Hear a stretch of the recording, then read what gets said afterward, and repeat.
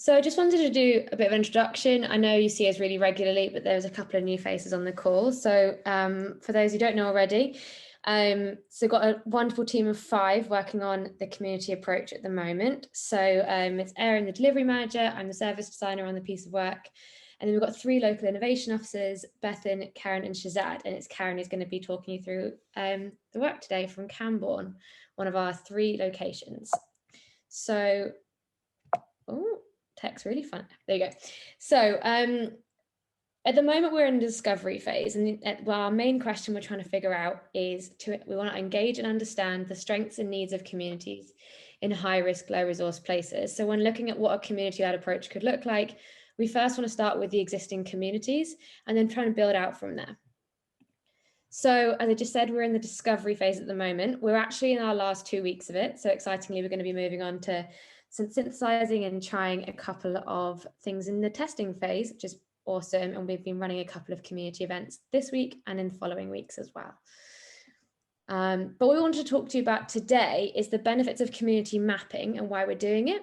So community mapping is kind of what it says on the tin. It's basically a way for us to really understand what skills and resources are already in the community. That could be organizations, that could be individuals who are just catalysts for action, that could be people who from literally any walk of life. And we're trying to take it not just from maybe traditional sets of resources, but understanding, as you can maybe see from this picture here, all the little things as well. Who just happens to be a good leader? Who is someone who can teach maths after school? All of those sorts of things. And why we want to do this is because we want to fully understand the strengths of the town to basically know how to build and work in harmony with them, as you can see on side of the screen. So every innovation officer, Bethan, Shazad and Karen, have been working on their community mapping over the last few weeks. And Karen has built an awesome Miro that we'd like to share with you today. So without further ado, over to Karen to share with you kind of her community mapping process. Hello, everybody. I'm just going to say hello here for a second. I'm an innovation officer, as Charlotte explained, working in Camborne, Cornwall, down south, right down south. I grew up in the area and I have a vested interest in helping them in any way I possibly can. And this is a perfect opportunity to do that. So a little bit about me, which is a little bit of context of what I'm going to show you in a minute, is a project manager, usually working with Microsoft packages all the time. Spreadsheet queen. Seriously, they called me the spreadsheet queen. It was a case of, would you like a spreadsheet for that, Karen?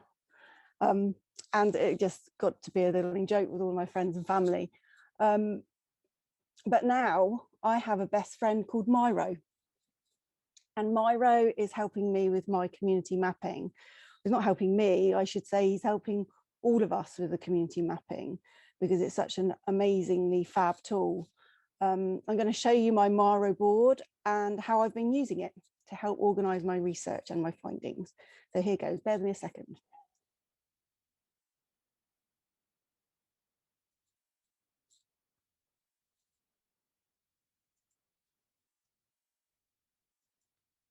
That awkward pause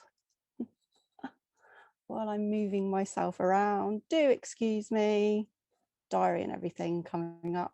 Okay. So this is a Miro board, and this is some of the members of my Cornwall team, my fab Cornwall team down here. There's a picture from a few weeks ago. We had a lovely session where they were helping me fill gaps in the knowledge that I had. So I just started and I put together some information about the area, and this was a visual aid for us all to sit down and have a look and see what I was missing and what the gaps were. The lovely Cornwall team, I think Rosie is on the call, so hello Rosie. Excuse my facial expression. I think I get the prize for the worst facial expression on that one, on that screen grab. So we took the knowledge I had, explored our Miro board, and with their extensive local knowledge, it helped me put put the pieces together. Miro prompted so many conversations about things I had no idea existed, and it gave me context and relationship insights to the many organisations in the area. These people were the people that were in close contact with the communities and the actual people, so they had massive knowledge of the areas that I was looking at. But I can't wait to share my updated findings with them in the coming weeks. It's a fantastic way to collaborate, to get a big picture, engage, enthuse, and so much better than a spreadsheet. I would say absolutely so much better than a spreadsheet. Although I guess a spreadsheet does have its places. So let's dig into my Miro. So here it is. Here is Miro. I'm presuming a lot of you have already used it, but basically it's a sharing, collaboration, whiteboard that you can use as you would a stick-it note and a whiteboard in a room, but it's online. A fantastic tool. Fantastic. So let's dive in. So caveat on this is that we are in a discovery phase at the moment, as Charlotte said earlier. We're listening and learning. So anything you see on my screen at the moment is by no means 100% accurate. It's all work in process. Everything will be changing. It will never be finished. So please do take that into consideration if you know the area, if you're on the call. Bear with me a sec. I'm just going to zoom in. Hopefully you're not going to feel seasick. So you can see their Red Cross strategy and Red Cross design approach at the top. This is so that it reminds me of why I'm here, what I'm doing, and what I need to do. And this is my rather colourful. Can everybody see that? I know you can't see the details of it, but everybody can see it. Yeah. So this is the board that I went through with my wonderful Cornwall team. And I will be taking it to them again because it will need an update. So I was information gathering in the beginning, mainly online and by speaking to people. But I wanted to get a bit of an overview of what was there and how everything fitted together before we go to our community events and our third sector events that we're doing, so that when people are talking about things, I'm not totally in the dark. We're not totally in the dark.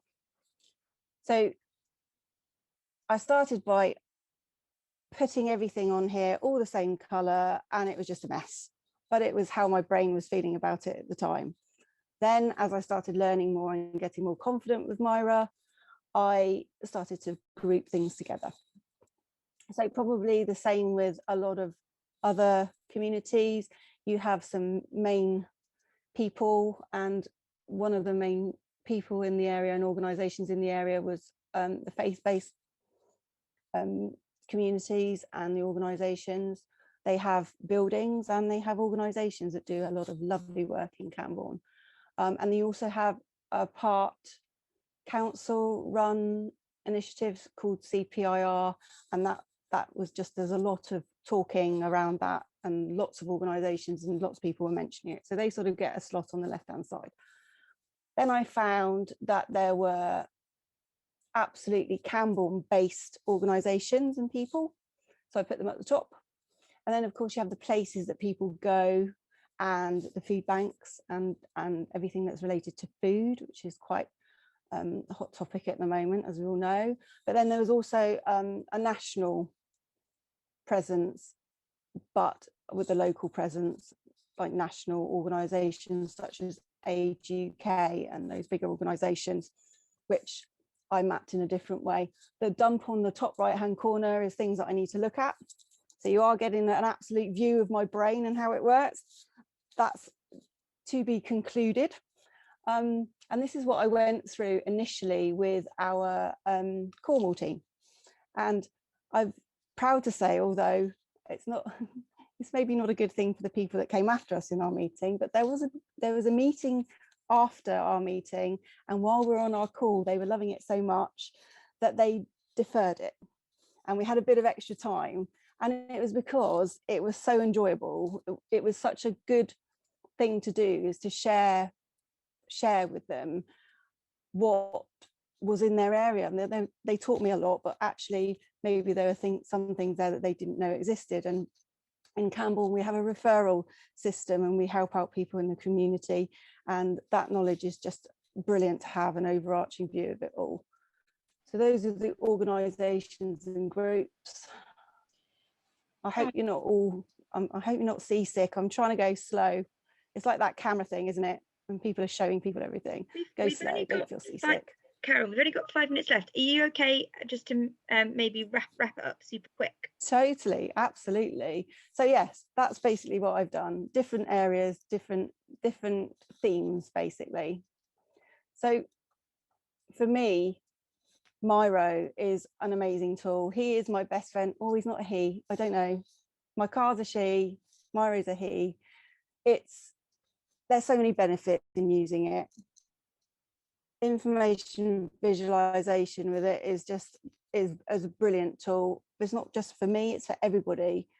They can see the project, they can see the organizations in real time. You can move things around. It's thought-provoking, it engages the audience, and I think I will always use this way of presenting, and spreadsheets and greyness is probably a thing of the past. And I thank you for my new team for introducing me to it. Thanks, Karen. We've got a couple of minutes left. Does anybody have any questions for Karen on Miro or on the community mapping work that she's been doing? I have a question for Karen. Thanks, Karen. I'm glad you're loving Miro.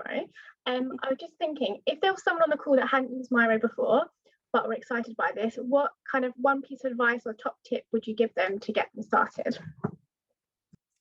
I would say go in simply. Miro has lots of tools and lots of ways of working, agile Kanbans and process charts and everything. But I would just go into the function that says, put a stick-it note on the board, put something on it, and then as you get to know it, you'll be able to find out more functions that are happening. But as ideas go, that's a simple thing. Put a stick-it note on, make a to-do list on it, easy.